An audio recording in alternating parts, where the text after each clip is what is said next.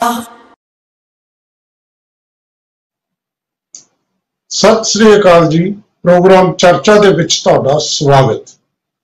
पहले दर्शकों, मोदी सरकार दे 9 साल पूरे हुए ने।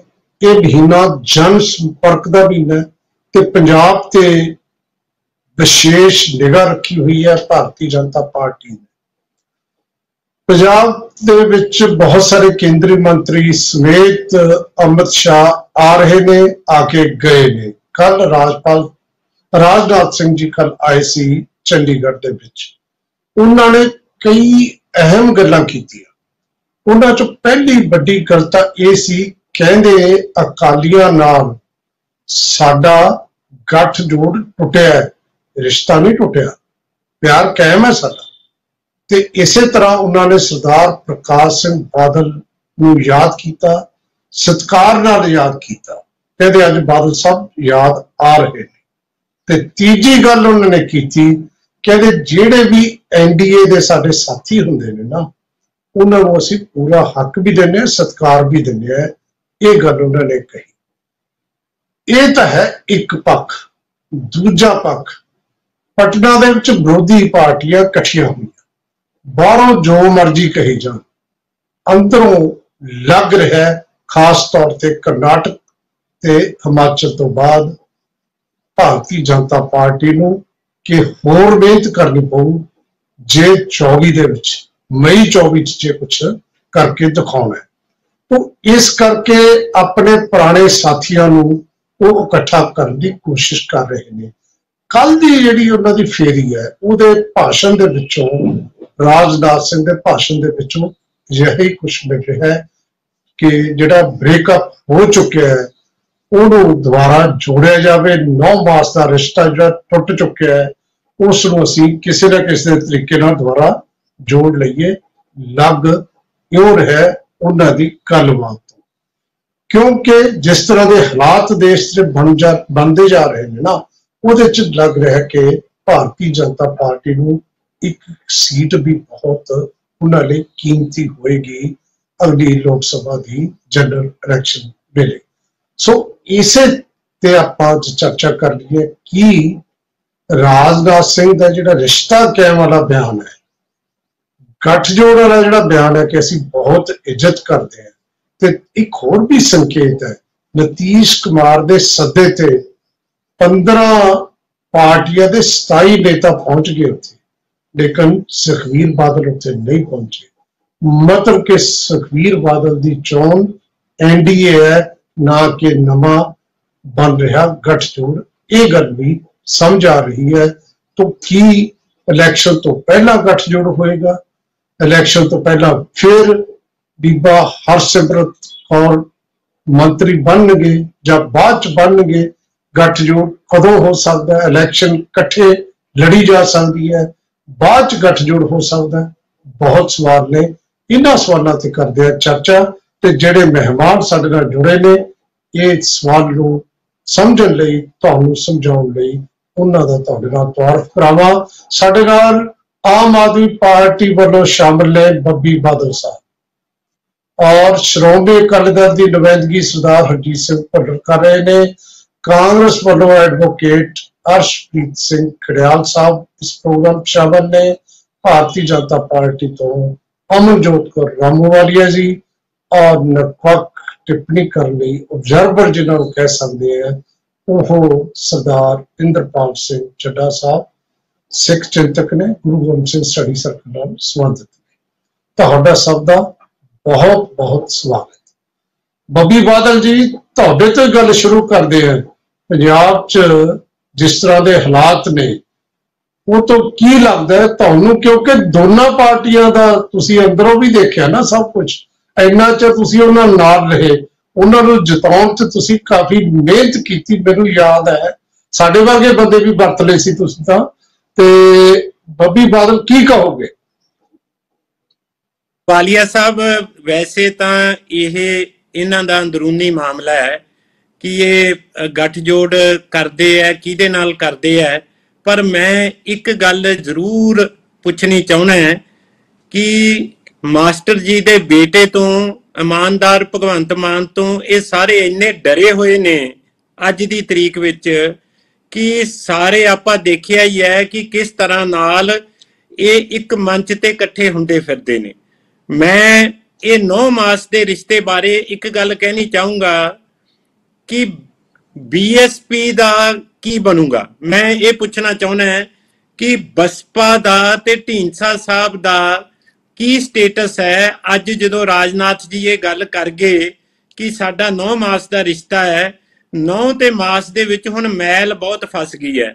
ਇੰਨੀ ਮੈਲ ਫਸ ਗਈ ਹੈ, ਰਾਣਾ ਸੋਢੀ, ਸੁਨੀਲ ਜਾਖੜ, ਮਨਪ੍ਰੀਤ ਬਾਦਲ, ਫਤਿਹ ਜੰਗ ਬਾਜਵਾ, ਨਕਈ ਸਾਹਿਬ, ਸਰੂਪ ਸਿੰਗਲਾ, ਇਹ ਮਨਜਿੰਦਰ ਸਰਸਾ, ਇਹ ਇੰਨੀ ਜ਼ਿਆਦਾ 9 ਤੇ ਮਾਸ ਦੇ ਵਿੱਚ ਸਮਾਨ ਆ ਗਿਆ ਹੈ ਕਿ ਮੇਰੇ ਸਮਝ ਤੋਂ ਬਾਹਰ ਹੈ ਕਿ ਇਹ ਗੱਠਜੋੜ ਦੀ ਗੱਲ ਕਿੱਦਾਂ ਕਰਦੇ ਨੇ।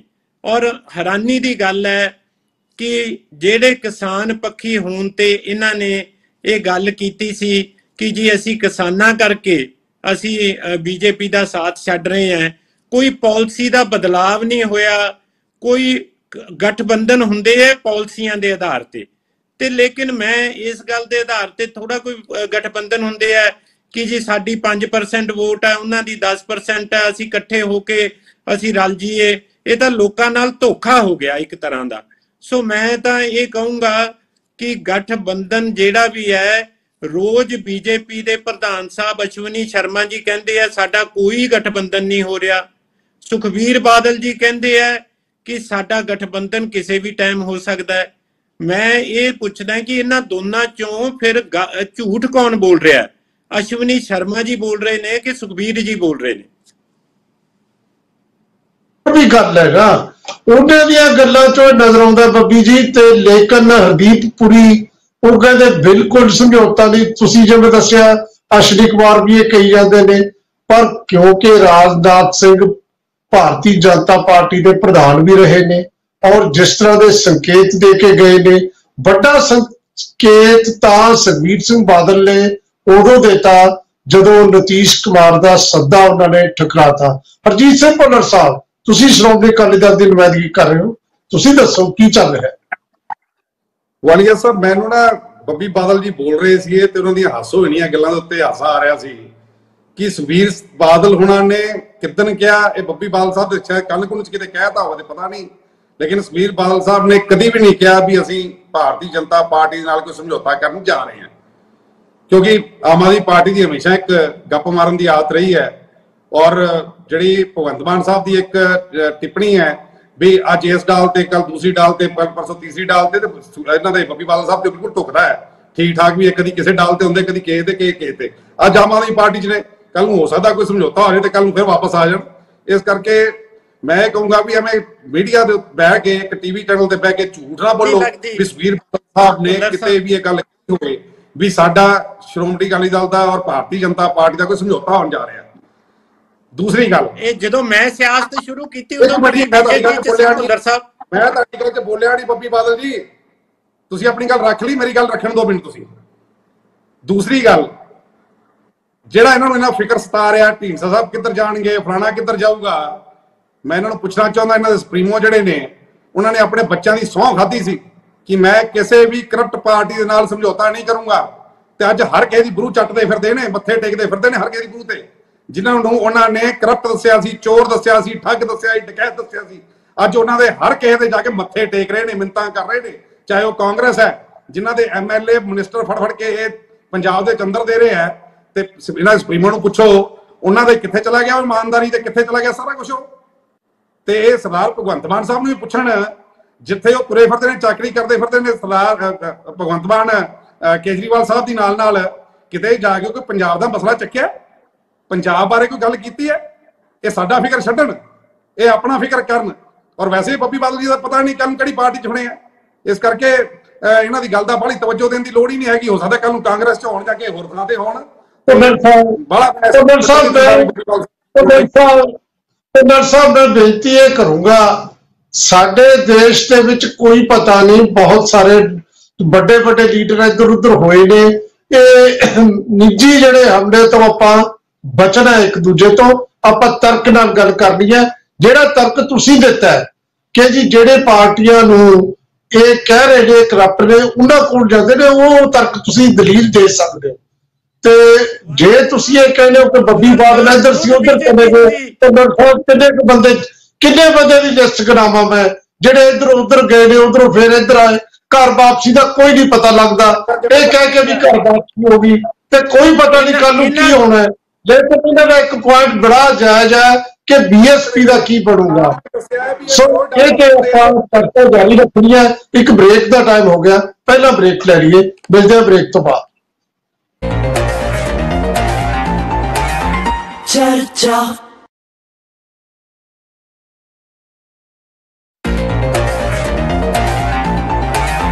ਚਰਚਾ ਬ੍ਰੇਕ ਤੋਂ ਬਾਅਦ ਤੁਹਾਡਾ ਫਿਰ ਸਵਾਗਤ। ਪਿਆਰੇ ਦਰਸ਼ਕੋ, ਇਹ ਜਿਹੜੀ ਅਸੀਂ ਚਰਚਾ ਕਰ ਰਹੇ ਹਾਂ ਇਹ ਕੋਈ ਨਵੀਂ ਨਹੀਂ ਕਿਆਸ ਰਾਈ। ਸਰਦਾਰ ਪ੍ਰਕਾਸ਼ ਸਿੰਘ ਬਾਦਲ ਜਦੋਂ ਇਸ ਦੁਨੀਆ ਤੋਂ ਗਏ ਨੇ, ਉਸ ਦਿਨ ਦਾ ਮੋਦੀ ਸਾਹਿਬ ਦਾ ਆਉਣਾ, ਫਿਰ ਭੋਗ ਤੇ ਅਮਿਤ ਸ਼ਾਹ ਦਾ ਆਉਣਾ, ਸਾਰੀ ਲੀਡਰਸ਼ਿਪ ਦਾ ਆਉਣਾ, ਤੇ ਜਿਸ ਤਰ੍ਹਾਂ ਦੀਆਂ ਗੱਲਾਂ ਹੋਈਆਂ ਉੱਥੇ, ਉਸ ਵੇਲੇ ਵੀ ਇਹ ਗੱਲ ਲੱਗ ਰਹੀ ਸੀ। ਤੇ ਇੱਕ ਅੜਚਨ ਬੀਐਸਪੀ ਦੀ ਜ਼ਰੂਰ ਸੀ ਜਲੰਧਰ ਦੀ ਇਲੈਕਸ਼ਨ ਦੇ ਵਿੱਚ, ਉਹ ਮੌਕਾ ਹੋਰ ਸੀ। ਕੱਲ ਮੌਕਾ ਬਿਲਕੁਲ ਹੋਰ ਤਰ੍ਹਾਂ ਦਾ ਹੈ ਤੇ ਸਿਆਸਤ ਦੇ ਵਿੱਚ ਜੋ ਕਿਹਾ ਜਾਂਦਾ ਹੈ ਬਹੁਤ ਵਾਰ ਉਹ ਤੋਂ ਉਲਟ ਵੀ ਹੋ ਜਾਂਦਾ ਹੈ, ਉਹ ਹੁੰਦਾ ਵੀ ਨਹੀਂ। ਬਹੁਤ ਜ਼ਰੂਰੀ ਹੈ ਇਹ ਸੰਕੇਤ ਸਮਝਣੇ, ਤੇ ਖਾਸ ਤੌਰ ਤੇ ਰਾਜਨਾਥ ਸਿੰਘ ਵਰਗੇ ਜਿਹੜੇ ਸੀਨੀਅਰ ਲੀਡਰ ਤੋਂ, ਤੇ ਜਿਨ੍ਹਾਂ ਦੀ 5-4 ਬੰਦੇ ਹੀ ਰਹਿ ਗਏ ਜਿਨ੍ਹਾਂ ਦੀ ਐਲਕੇ ਅਡਵਾਨੀ ਤਾਂ ਹੁਣ ਇੰਨੇ ਬਜ਼ੁਰਗ ਹੋ ਗਏ, ਜਿਨ੍ਹਾਂ ਦੀ ਕਿਸੇ ਵੇਲੇ ਪ੍ਰਕਾਸ਼ ਸਿੰਘ ਬਾਦਲ ਹੋਰਾਂ ਦੇ ਨਾਲ ਬਹੁਤ ਸਾਂਝ ਸੀ। ਉਹਨਾਂ ਚੋਂ ਇੱਕ ਇਹ ਵੀ ਸੀ, ਇਹ ਪ੍ਰਧਾਨ ਰਹੇ ਨੇ। ਵੈਸੇ ਵੀ ਅੱਜ 25 ਜੂਨ ਹੈ, ਐਮਰਜੈਂਸੀ ਲੱਗੀ ਸੀ ਅੱਜ ਦੇ ਦਿਨ। ਐਮਰਜੈਂਸੀ ਦੇ ਦੌਰਾਨ ਜਿਹੜੇ ਸਾਰੇ ਜੇਲ੍ਹਾਂ 'ਚ ਗਏ ਸੀ, ਉਹ ਉਸ ਵੇਲੇ ਦੀ ਪੀੜ੍ਹੀ ਹੁਣ ਹੌਲੀ ਹੌਲੀ ਕਿਰਦੀ ਜਾ ਰਹੀ ਹੈ। ਖੈਰ, ਮੈਂ ਤਾਂ ਸਿਰਫ ਇਹ ਦੱਸਣਾ ਚਾਹੁੰਦਾ ਵੀ ਇਹ ਜਿਹੜੇ ਉਹਨਾਂ ਨੇ ਕੱਲ ਸੰਕੇਤ ਦਿੱਤੇ ਉਹਦੀ ਅਸੀਂ ਗੱਲ ਕਰ ਰਹੇ ਹਾਂ। ਭੁੱਲਰ ਸਾਹਿਬ ਦਾ ਇਹ ਕਹਿਣਾ ਕਿ ਜੀ ਕਦੇ ਸੁਖਬੀਰ ਸਿੰਘ ਬਾਦਲ ਨੇ ਆਪਣੇ ਮੂੰਹੋਂ ਨਹੀਂ ਕਿਹਾ, ਬਿਲਕੁਲ ਠੀਕ ਹੈ, ਮੈਂ ਘੱਟੋ ਘੱਟ ਨਹੀਂ ਸੁਣਿਆ ਉਹਨਾਂ ਦੇ ਮੂੰਹੋਂ। ਪਰ ਜਿਹੜਾ ਪਾਰਟ ਵਿਰੋਧੀ ਦਲਾਂ 'ਚ ਨਾ ਜਾਣਾ, ਇਹ ਸੰਕੇਤ ਹੈ ਉਸ ਗੱਲ ਦਾ। ਹਾਂਜੀ ਭੁੱਲਰ ਸਾਹਿਬ, ਕੀ ਕਹਿ ਰਹੇ ਹੋ? ਗੱਲ ਇਸ ਤਰ੍ਹਾਂ ਹੈ ਕਿ ਇੱਕ ਬੱਬੀ ਬਾਦਲ ਸਾਹਿਬ ਨੇ ਕਿਹਾ ਵੀ ਕਿਸਾਨਾਂ ਦਾ ਕਰਕੇ ਜਿਹੜਾ ਸੀਗਾ ਇੰਨਾ ਕੁਝ ਹੋਇਆ, ਬੀਜੇਪੀ ਨੇ ਕੀਤਾ, ਤੇ ਅਸੀਂ ਉਤੋਂ ਅਸੀਂ ਬੀਜੇਪੀ ਛੱਡ ਕੇ ਇਸੇ ਕਰਕੇ ਆਏ ਸੀਗੇ ਵੀ ਕਿਸਾਨਾਂ ਨਾਲ ਧੱਕਾ ਹੋਇਆ। ਲੇਕਿਨ ਬੱਬੀ ਬਾਦਲ ਸਾਹਿਬ ਮੈਨੂੰ ਇਹ ਜਵਾਬ ਦੇ ਦੇਣ, ਅੱਜ ਜਿਹੜਾ ਕਿਸਾਨਾਂ ਦੇ ਡਾਂਗਾਂ ਵੱਜ ਰਹੀਆਂ ਨੇ, ਜਿਹੜੇ ਸਾਡੀਆਂ ਬੀਬੀਆਂ ਨੇ ਉਹਨਾਂ ਦੇ ਵਾਲ ਖੋਏ ਜਾ ਰਹੇ ਨੇ, ਉਹਨਾਂ ਦੇ ਪੱਟੇ ਜਾ ਰਹੇ ਨੇ ਵਾਲ, ਉੱਥੇ ਉਹਨਾਂ ਦੀ ਜਿਹੜੀ ਬੇਪਤਰੀ ਕੀਤੀ ਜਾ ਰਹੀ ਹੈ, ਉਹਦੇ ਬਾਰੇ ਇਹਨਾਂ ਦਾ ਕੀ ਖਿਆਲ ਹੈ? ਉਹਦੇ ਤੇ ਸਰਕਾਰ ਕਰ ਰਹੀ ਹੈ। ਚਲੋ ਆਪਾਂ ਮੁੱਦੇ ਤੋਂ ਵਾਲੀਆ ਜੀ, ਸਭ ਤੋਂ ਪਹਿਲਾਂ ਤਾਂ ਮੈਂ ਇੱਕ ਜਵਾਬ ਦੇਣਾ ਭੁੱਲਰ ਸਾਹਿਬ ਨੂੰ ਵੀ ਜਦੋਂ ਮੈਂ ਮੋਹਾਲੀ 'ਚ ਅਕਾਲੀ ਦਲ 'ਚ ਸੀ ਤਾਂ ਭੁੱਲਰ ਸਾਹਿਬ ਖੁਦ ਬੀਜੇਪੀ 'ਚ ਸੀ। ਛੱਜ ਤਾਂ ਬੋਲੇ, ਛੰਨ ਨਹੀਂ ਕੀ ਬੋਲੇ। ਇਹ ਮੈਨੂੰ ਪਾਰਟੀ ਬਦਲਣ ਦਾ ਸੰਕੇਤ ਦੇ ਰਹੇ ਨੇ, ਇਹਨਾਂ ਨੂੰ ਪੁੱਛੋ। ਮੈਂ ਤੋਂ ਬਿਨਾ ਖੜਿਆਲ ਸਾਹਿਬ ਤੋਂ ਬਿਨਾ ਅਮਰਜੋਤ ਪਿਤਾ ਆਏ ਨੇ। ਮੈਂ ਤਾਂ ਹੀ ਭੁੱਲਰ ਸਾਹਿਬ ਨੂੰ ਕਿਹਾ ਸੀ ਇਹਦੇ ਬਾਰੇ ਚੁੱਪ ਰਹੋ। ਖੜਿਆਲ ਸਾਹਿਬ ਮੁੱਦੇ ਤੇ ਰਹੀਏ।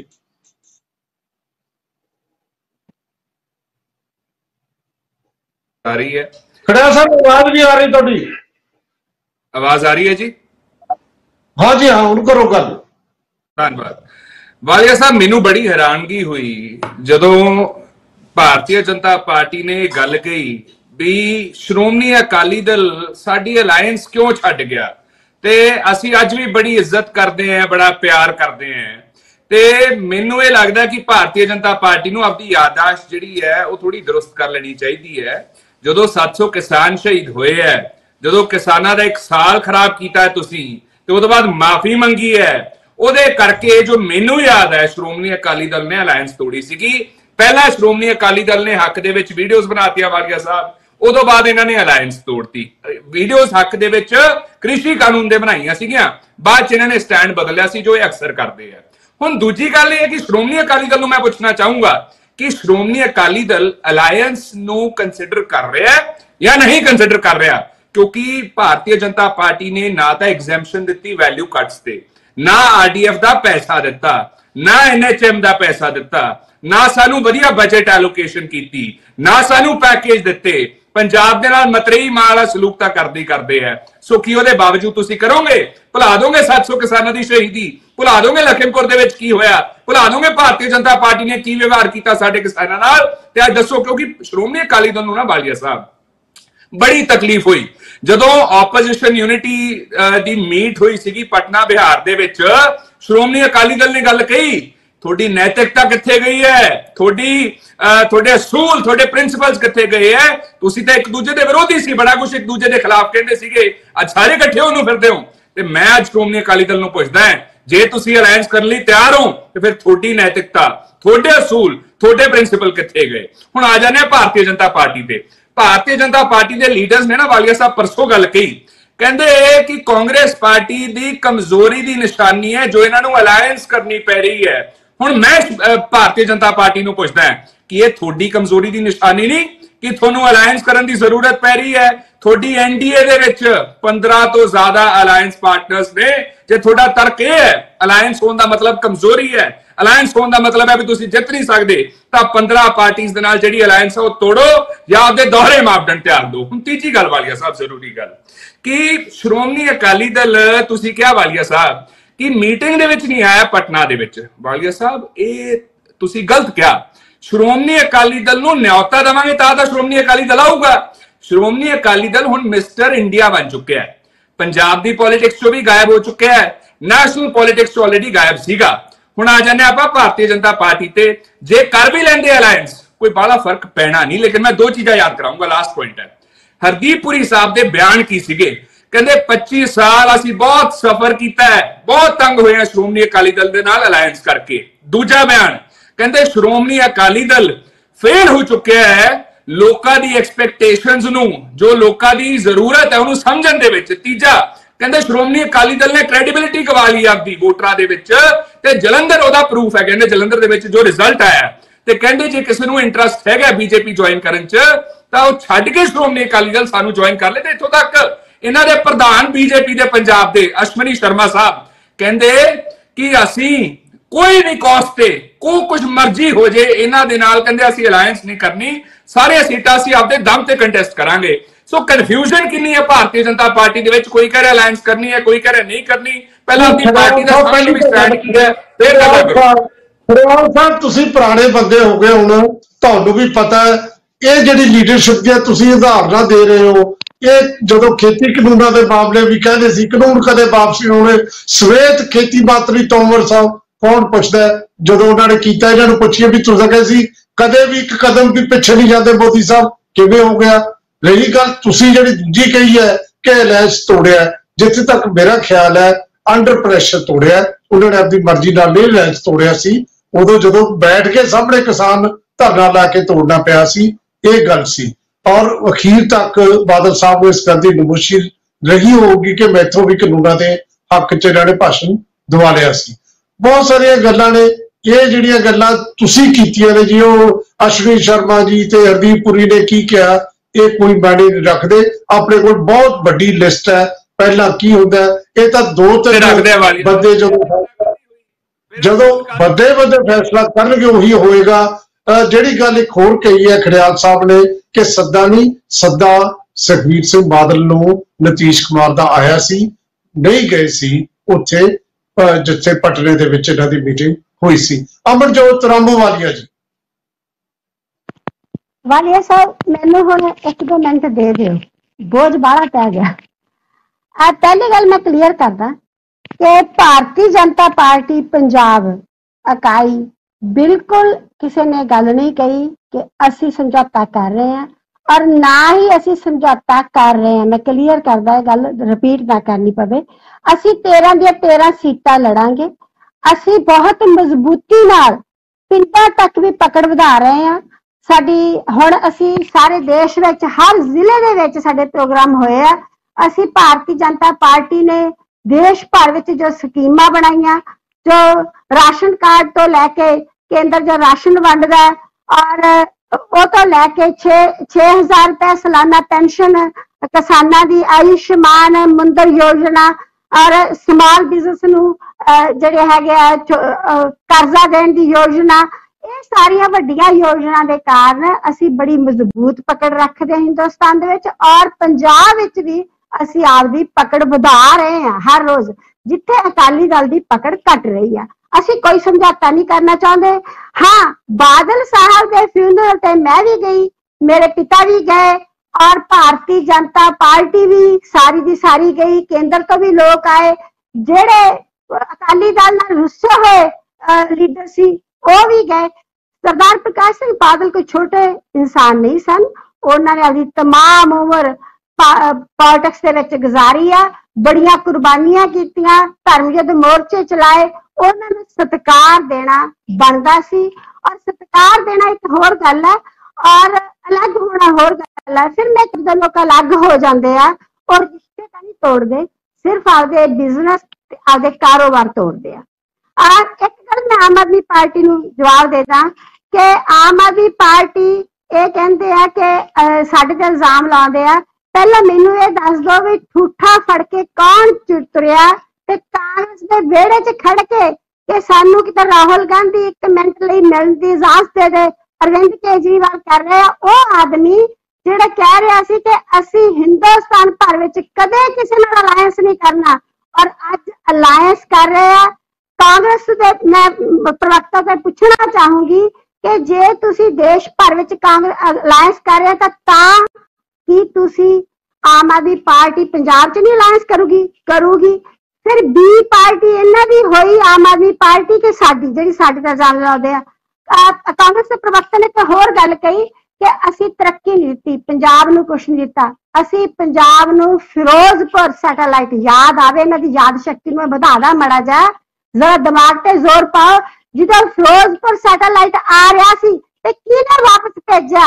इन्हां दे मुख मंत्री ने। असी तां लैके आ रहे सीगे और साडे अमरजोत जी टाइम ब्रेक दा होया।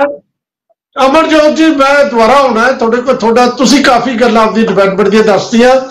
ਚੱਡਾ ਸਾਹਿਬ ਇੰਦਰਪਾਲ ਸਿੰਘ ਚੱਡਾ ਜੀ ਸਾਡੇ ਨਾਲ ਸ਼ਾਮਲ ਨੇ, ਤੁਹਾਡੀ ਜਿਹੜੀ ਆਬਜ਼ਰਵੇਸ਼ਨ ਕੀ ਹੈ ਪੋਲੀਟੀਕਲ ਪਾਰਟੀਆਂ ਬਾਰੇ? ਵਾਲੀਆ ਸਾਹਿਬ, ਪਹਿਲਾਂ ਤਾਂ ਮੈਂ ਗੱਲ ਸਪਸ਼ਟ ਕਰਦਾ ਕਿ ਮੈਂ ਕੋਈ ਰਾਜਸੀ ਟਿੱਪਣੀਕਾਰ ਵੀ ਨਹੀਂ ਹੈ, ਨਾ ਮੈਂ ਕੋਈ ਰਾਜਸੀ ਕਾਰਕੁਨ ਹੈ। ਮੈਂ ਤਾਂ ਇੱਕ ਧਾਰਮਿਕ ਤੇ ਸਮਾਜਿਕ ਅਕੈਡਮਿਕ ਜਥੇਬੰਦੀ ਦਾ ਕਾਰਕੁਨ ਹੈ ਤੇ ਮੈਂ ਉਸੇ ਐਂਗਲ ਤੋਂ ਹੀ ਪੰਜਾਬ ਨੂੰ ਦਾ ਇੱਕ ਦਰਦਮੰਦ ਸ਼ਹਿਰੀ ਹੋਣ ਦੇ ਨਾਤੇ ਉਸੇ ਐਂਗਲ ਤੋਂ ਹੀ ਮੈਂ ਸਾਰੇ ਵਰਤਾਰੇ ਨੂੰ ਤੁਹਾਡੇ ਨਾਲ ਸਾਂਝਾ ਕਰਨ ਦਾ ਯਤਨ ਕਰਾਂਗਾ। ਤੇ ਕੁਝ ਇੱਥੋਂ ਤੱਕ ਤਾਂ ਦੇਸ਼ ਦੇ ਰੱਖਿਆ ਮੰਤਰੀ ਰਾਜਨਾਥ ਸਿੰਘ ਦੀ ਕੱਲ ਦੀ ਜਿਹੜੀ ਸਪੀਚ ਹੈ ਉਹ ਮੈਂ ਵੀ ਸੁਣੀ ਹੈ, ਬੜੇ ਧਿਆਨ ਨਾਲ ਸੁਣੀ ਹੈ। ਉਹਦੇ ਵਿੱਚ ਇੱਕ ਸੂਝਵਾਨ ਸੁਲਝੇ ਹੋਏ ਸਟੇਟਸਮੈਨਸ਼ਿਪ ਦੀ ਜਿਹੜੀ ਹੈ ਉਹ ਝਲਕ ਮਿਲਦੀ ਹੈ। ਉਹ ਮਤਲਬ ਮੈਂ ਸਮਝਦਾ ਵੀ ਉਹ ਕੋਈ ਆਪਣੀ ਪਾਰਟੀ ਦੇ ਇੱਕ ਪ੍ਰੋਗਰਾਮ 'ਚ ਆਏ ਸੀ, ਆਪਣੀ ਪਾਰਟੀ ਦੀਆਂ ਪ੍ਰਾਪਤੀਆਂ ਗਿਣਾਉਣ ਲਈ ਆਏ ਸੀ। ਉਹਦੇ ਦੌਰਾਨ ਹੀ ਉਹਨਾਂ ਨੇ ਜਿਸ ਤਰੀਕੇ ਦੇ ਨਾਲ ਪੰਜਾਬ ਦੇ ਸਾਬਕਾ ਜਿਹੜੇ ਮੁੱਖ ਮੰਤਰੀ ਤੇ ਇੱਕ ਜਿਹੜੇ ਸਟਾਲਵਰਟ ਲੀਡਰ ਸਾਹਿਬ ਪ੍ਰਕਾਸ਼ ਸਿੰਘ ਬਾਦਲ ਨੂੰ ਯਾਦ ਕੀਤਾ ਤੇ ਆਪਣੀ ਸਾਂਝ ਉਹਨਾਂ ਨਾਲ ਪ੍ਰਗਟਾਈ, ਤੇ ਜਿਸ ਸਲੀਕੇ ਦੇ ਨਾਲ ਤੇ ਜਿਸ ਵਧੀਆ ਇੱਕ ਮੈਂ ਰਾਜਨੀਤੀਵੇਤਾ ਹੋਣ ਦੇ ਨਾਤੇ ਉਹਨਾਂ ਨੇ ਜੋ ਪੁਰਾਣੀ ਸਾਂਝ ਹੈ ਉਹ ਪ੍ਰਗਟ ਕੀਤੀ, ਮੈਂ ਸਮਝਦਾ ਵੀ ਆਪਣੇ ਆਪ 'ਚ ਇੱਕੋ ਵਧੀਆ ਗੱਲ ਹੈ। ਤੇ ਉਹਨੂੰ ਆਪਾਂ ਉਹਦੀਆਂ ਲੋੜੋਂ ਵੱਧ ਕਿਆਸ ਰਾਈਆਂ ਲਾ ਕੇ ਜਾਂ ਲੋੜੋਂ ਵੱਧ ਉਹਨਾਂ ਉਸ ਸਪੀਚ ਦਾ ਜ਼ਿਆਦਾ ਪੋਸਟਮਾਰਟਮ ਨਾ ਕਰੀਏ ਤੇ ਚੰਗੀ ਗੱਲ ਹੈ। ਉਹ ਇੱਕ ਵਧੀਆ ਰਾਜਨੀਤਿਕ ਜਿਹੜਾ ਹੈ ਸਟੇਟਸਮੈਨਸ਼ਿਪ ਜੋ ਉਹਨਾਂ ਨੇ ਦਿਖਾਈ ਹੈ ਉਹਦੀ ਮੈਂ ਸਮਝਦਾ ਵੀ ਸ਼ਲਾਘਾ ਵੀ ਕਰਨੀ ਬਣਦੀ ਹੈ। ਤੇ ਇੱਕ ਵਧੀਆ ਉਹਨਾਂ ਨੇ ਇੱਕ ਪਿਰਤ ਵੀ ਪਾਈ ਹੈ, ਇੱਕ ਵਧੀਆ ਇੱਕ ਟ੍ਰੈਂਡ ਸੈੱਟ ਕੀਤਾ ਅੱਜ ਦੇ ਪੰਜਾਬ ਦੀ ਜੋ ਸਿਆਸਤ ਹੈ ਜਾਂ ਦੇਸ਼ ਦੀ ਸਿਆਸਤ ਵਿੱਚ ਜਿਸ ਤਰੀਕੇ ਦੇ ਨਾਲ ਚਿੱਕੜਬਾਜੀ ਤੇ ਇੱਕ ਦੂਜੇ ਤੇ ਗਾਲਾਂ ਗਲੋਚ ਤੇ ਹੇਠਲੀ ਪੱਧਰ ਦੇ ਕਮੈਂਟਸ ਦਿੱਤੇ ਜਾ ਰਹੇ ਆ, ਉਸ ਵਕਤ ਇਹ ਟਿੱਪਣੀ ਆਉਣੀ ਮੈਂ ਸਮਝਦਾ ਕਿ ਆਪਣੇ ਆਪ 'ਚ ਇੱਕ ਸ਼ੁਭ ਸੰਕੇਤ ਜ਼ਰੂਰ ਹੈ ਰਾਜਨੀਤੀ 'ਚ, ਮੈਂ ਇਹਨੂੰ ਮੰਨਦਾ। ਤੇ ਜਿੱਥੋਂ ਤੱਕ ਪੋਲੀਟੀਕਲ ਅਲਾਇੰਸਿਸ ਦੀ ਗੱਲ ਹੈ, ਇਹ ਮੈਂ ਸਮਝਦਾ ਵੀ ਰਾਜਨੀਤਿਕ ਪਾਰਟੀਆਂ ਦਾ ਆਪਣਾ ਪ੍ਰੈਰੋਗੇਟਿਵ ਹੈ, ਕਿਹਦੇ ਨਾਲ ਉਹਨਾਂ ਨੇ ਸਾਂਝ ਕਰਨੀ ਹੈ ਕਿਹਦੇ ਨਾਲ ਨਹੀਂ ਕਰਨੀ।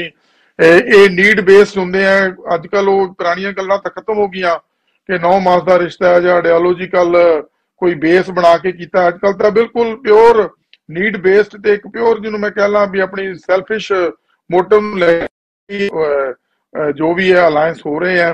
ਪਰ ਮੈਂ ਜ਼ਰੂਰ ਤੁਹਾਡਾ ਸਾਂਝ ਪਾਣੀ ਚਾਹਾਂਗਾ ਕਿ 1952 ਵਿੱਚ ਜਦੋਂ ਪੈਪਸੂ ਸਾਰੇ ਦੇਸ਼ ਵਿੱਚ ਆਮ ਚੋਣਾਂ ਹੋਈਆਂ, ਪਹਿਲੀ ਵਾਰੀ 1952 ਦੀ ਪਹਿਲੀ ਚੋਣਾਂ 'ਚ ਕੋਈ ਗੈਰ ਕਾਂਗਰਸੀ ਸਰਕਾਰ ਜੇ ਅਗਰ ਬਣੀ ਸੀ ਦੇਸ਼ ਵਿੱਚ ਤੇ ਉਹ ਪੈਪਸੂ ਦੀ ਬਣੀ ਸੀ। ਪੈਪਸੂ ਉਦੋਂ ਅਲੱਗ state C, Patiala and East Punjab state union. ਤੇ ਉਦੋਂ 2 ਮੈਂਬਰਾਂ ਦੀ ਘਾਟ ਮਹਿਸੂਸ ਹੋ ਰਹੀ ਸੀ ਤੇ ਉਸ ਵਕਤ ਦੇ ਰਾਜਨੀਤੀਵਾਨਾਂ ਨੇ ਫੈਸਲਾ ਕਰਕੇ ਤੇ ਜਨਸੰਘ ਦੇ 2 ਮੈਂਬਰ ਜਿੱਤੇ ਸੀ, ਕਿਉਂਕਿ ਪਹਿਲਾਂ ਬੀਜੇਪੀ ਜਨਸੰਘ ਹੀ ਹੁੰਦੀ ਸੀ। ਉਹ 2 ਮੈਂਬਰਾਂ ਨੂੰ ਨਾਲ ਲੈ ਕੇ ਤੇ ਪਹਿਲੀ ਇੱਕ ਜਿਹੜੀ ਹੈ ਗੈਰ ਕਾਂਗਰਸੀ ਸਰਕਾਰ ਦੇਸ਼ ਦੇ ਵਿੱਚ ਬਣੀ ਸੀ, ਜਿਹੜੀ ਇੱਕ ਪਹਿਲੀ ਹੀ ਗੈਰ ਕਾਂਗਰਸੀ ਸਰਕਾਰ ਸੀ ਜਿਹਨੂੰ ਆਰਟੀਕਲ 356 ਲਾ ਕੇ ਭੰਗ ਕੀਤਾ ਗਿਆ ਸੀ। ਤੇ ਉਸ ਤੋਂ ਬਾਅਦ ਬਹੁਤ ਲੰਬਾ ਸੰਘਰਸ਼ ਚੱਲਿਆ ਪੰਜਾਬੀ ਸੂਬੇ ਦਾ, ਤੇ ਪੰਜਾਬੀ ਸੂਬੇ ਦੇ ਅੱਜ ਅਸੀਂ ਬੜੇ ਸਤਿਕਾਰ ਦੇ ਨਾਲ ਕੱਲ ਹੀ ਉਹਨਾਂ ਦਾ ਜਨਮ ਦਿਨ ਮਨਾਇਆ। ਮਾਸਟਰ ਤਾਰਾ ਸਿੰਘ ਜੀ ਪੰਜਾਬ ਦੇ ਪੰਥ ਦੇ ਆਜ਼ਾਦ ਭਾਰਤ ਦੇ ਇੱਕ ਵਾਹਦ ਲੀਡਰ ਸਨ, ਜਿਨ੍ਹਾਂ ਦਾ ਸਤਿਕਾਰ ਅੱਜ ਵੀ ਉਹਨਾਂ ਦੇ ਜਾਣ ਤੋਂ ਬਾਅਦ ਵੀ 1967 ਵਿੱਚ ਉਹ ਇਸ ਸੰਸਾਰ ਤੋਂ ਚਲੇ ਗਏ ਸੀ ਤੇ ਅੱਜ ਵੀ ਉਹਨਾਂ ਦਾ ਸਤਿਕਾਰ ਕਾਇਮ ਹੈ। ਉਹਨਾਂ ਦੀ ਸਟੇਟਸਮੈਨਸ਼ਿਪ ਤੁਸੀਂ ਦੇਖੋ ਵੀ ਕਿਸ ਤਰੀਕੇ ਦੇ ਨਾਲ ਉਹਨਾਂ ਨੇ ਸਾਰਿਆਂ ਨੂੰ ਨਾਲ ਲੈ ਕੇ ਚੱਲਣ ਦੀ ਜਿਹੜੀ ਰਾਜਨੀਤੀ ਸੀ। ਤੇ ਜਦੋਂ ਪਹਿਲੀ ਵਾਰੀ ਪੰਜਾਬ ਦੇ ਜਦੋਂ ਪੰਜਾਬੀ ਸੂਬਾ ਮੋਰਚਾ ਚੱਲ ਰਿਹਾ ਸੀਗਾ ਤੇ ਉਹ ਕਿਹੜੀ ਕੁੜੱਤਣ ਹੈ ਜਾਂ ਕਿਹੜੀ ਮੁਖਾਲਫਤ ਹੈ ਜਿਹੜੀ ਪੰਜਾਬੀ ਬੋਲੀ ਦੀ ਜਨਸੰਘ ਨੇ ਨਹੀਂ ਕੀਤੀ, ਪਰੰਤੂ ਫਿਰ ਵੀ ਜਦੋਂ ਪੰਜਾਬ 'ਚ ਪਹਿਲੀ ਗੈਰ ਕਾਂਗਰਸੀ ਸਰਕਾਰ 1967 'ਚ ਬਣੀ ਪੰਜਾਬੀ ਸੂਬਾ ਬਣਨ ਤੋਂ ਬਾਅਦ, ਉਹਦੇ ਵਿੱਚ ਵੀ ਉਹੀ ਜਨਸੰਘ ਉਹਦਾ ਭਾਈਵਾਲ ਬਣਿਆ। ਤੇ ਮੈਂ ਇਸ ਕਰਕੇ ਸਾਰੀ ਤੁਹਾਨੂੰ ਪੁਰਾਣਾ ਇਤਿਹਾਸ ਇਸ ਕਰਕੇ ਦੱਸਣਾ ਚਾਹੁੰਦਾ ਵੀ ਉਹ ਡਾਕਟਰ ਬਲਦੇਵ ਪ੍ਰਕਾਸ਼ ਉਦੋਂ ਮੇਨ ਮੰਤਰੀ ਬਣੇ ਸੀ 1967 ਜਸਟਿਸ ਗੁਰਨਾਮ ਸਿੰਘ ਦੀ ਸਰਕਾਰ 'ਚ। ਇਹ ਸਾਰੀ ਹਿਸਟਰੀ ਦੱਸਣ ਦਾ ਮੇਰਾ ਮਤਲਬ ਇਹ ਹੈ ਵੀ ਕੋਈ ਅਲੋਕਾਰ ਨਹੀਂ ਹੁੰਦੇ ਇਦਾਂ ਦੇ ਅਲਾਇੰਸ ਹੋਣੇ, ਪਰ ਮੈਂ ਸਮਝਦਾ ਵੀ ਜਿਹੜੀ ਪੰਜਾਬ ਦੀ ਅੱਜ ਦੀ ਰਾਜਨੀਤੀ ਹੈ ਉਹ ਇੱਕ ਸੱਤਾ ਪ੍ਰਾਪਤੀ ਦੀ ਰਾਜਨੀਤੀ ਬਣ ਗਈ ਹੈ। ਦੇਖੋ ਗੱਲ ਇਹ ਇੰਦਰਪਾਲ ਚੱਡਾ ਜੀ, ਗੱਲ ਤੁਸੀਂ ਜਿਹੜੀ ਕਹਿ ਰਹੇ ਹੋ ਠੀਕ ਕਹਿ ਰਹੇ ਹੋ, ਬਸ ਇੱਥੋਂ ਹੀ ਗੱਲ ਨਿਕਲਦੀ ਹੈ ਵੀ ਕੁਝ ਵੀ ਹੋ ਸਕਦਾ, ਕੋਈ ਅਲੋਕਾਰ ਗੱਲ ਹੀ ਹੋਊ ਜੇ ਕੱਲ ਇਹਨਾਂ ਦਾ ਜਿਹੜਾ 9 ਮਾਸ ਦਾ ਰਿਸ਼ਤਾ ਫਿਰ ਜੁੜ ਜੇ। ਇਹਦੀ ਤਾਂ ਅਸੀਂ ਚਰਚਾ ਕਰ ਰਹੇ ਹਾਂ, ਇਹ ਚਰਚਾ ਅਸੀਂ ਜਾਰੀ ਰੱਖਣੀ ਹੈ। ਬਸ ਇੱਕ ਬ੍ਰੇਕ ਹੋਰ ਲੈ ਲਈਏ, ਮਿਲਦੇ ਹਾਂ ਬ੍ਰੇਕ ਤੋਂ ਬਾਅਦ। ਚਰਚਾ ਬ੍ਰੇਕ ਤੋਂ ਬਾਅਦ ਤੁਹਾਡਾ ਫਿਰ ਸਵਾਗਤ। ਬੱਬੀ ਬਾਦਲ ਜੀ, ਹੁਣ ਦੱਸੋ ਤੁਸੀਂ ਜਿਹੜੇ ਨੁਕਤੇ ਉੱਠੇ ਨੇ ਇਹਨਾਂ ਚੋਂ ਕੀ ਕਹਿਣਾ ਚਾਹੁੰਦੇ ਹੋ? ਕਈ ਸਵਾਲ ਤਾਂ ਤੁਹਾਡੀ ਪਾਰਟੀ ਤੇ ਵੀ ਉੱਠੇ ਨੇ। ਬੱਬੀ ਬਾਦਲ ਆਮ ਆਦਮੀ ਪਾਰਟੀ, ਕੇਜਰੀਵਾਲ ਸਾਹਿਬ ਦਾ ਜਵਾਬ ਦੇਣਾ ਚਾਹੁੰਦਾ ਹੈ, ਜਿਹੜਾ ਬਾਰ-ਬਾਰ ਇਹ ਕਹਿ ਰਹੇ ਨੇ ਕਿ ਜੀ ਇਹ ਠੂਠਾ ਲੈ ਕੇ ਕਾਂਗਰਸ ਦੇ ਵਿਹੜੇ ਤੇ ਖੜੇ ਨੇ ਜਾਂ ਇਹ ਕਾਂਗਰਸ ਦੀ ਸਪੋਰਟ ਮੰਗ ਰਹੇ ਨੇ। ਮੈਂ ਤੁਹਾਨੂੰ ਦੱਸਣਾ ਚਾਹੁੰਦਾ ਕਿ ਕਿਸੇ ਟਾਈਮ ਤੇ ਅਕਾਲੀ ਦਲ ਦੀਆਂ ਸਰਕਾਰਾਂ ਕੇਂਦਰ ਭੰਗ ਕਰਦਾ ਹੁੰਦਾ ਸੀ, ਔਰ ਅੱਜ ਇੱਕ ਆਰਡੀਨੈਂਸ ਪਾਸ ਕੀਤਾ ਕੇਂਦਰ ਨੇ ਜਿਹਦੇ ਵਿੱਚ ਚੁਣੀ ਹੋਈ ਸਰਕਾਰ ਦਿੱਲੀ ਉਹਦੀ ਪਾਵਰ, ਜਿੱਥੇ ਲੋਕਾਂ ਨੇ ਉਹਨਾਂ ਨੂੰ ਪਾਵਰ ਦਿੱਤੀ, ਮੁੱਖ ਮੰਤਰੀ ਬਣਾਇਆ, ਇੱਕ ਆਰਡੀਨੈਂਸ ਪਾਸ ਕੀਤਾ ਹੈ ਜਿਹਦੇ ਵਿੱਚ ਉਹ ਸਰਕਾਰ ਦੀ ਪਾਵਰ ਲੈਫਟੀਨੈਂਟ ਗਵਰਨਰ ਨੂੰ ਦੇ ਰਹੇ ਨੇ। ਹੁਣ ਅਸੀਂ ਤਾਂ ਇਹ ਪੁੱਛਦੇ ਹਾਂ ਵੀ ਕੀ ਲੋਕਤੰਤਰ ਦੇ ਹੱਕ ਵਿੱਚੋਂ ਤੁਸੀਂ ਜਾਂ ਤੁਸੀਂ ਆਰਡੀਨੈਂਸ ਦੇ ਹੱਕ ਵਿੱਚੋਂ? ਅਸੀਂ ਹਰ ਪਾਰਟੀ ਨੂੰ ਇਹ ਸਵਾਲ ਪੁੱਛਦੇ ਹਾਂ, ਔਰ ਅਸੀਂ ਇਹ ਸਵਾਲ ਅਸੀਂ ਦੇਸ਼ ਦੀਆਂ ਸਾਰੀਆਂ ਪਾਰਟੀਆਂ ਨੂੰ ਪੁੱਛ ਰਹੇ ਹਾਂ, ਕੱਲੀ ਕਾਂਗਰਸ ਨੂੰ ਨਹੀਂ।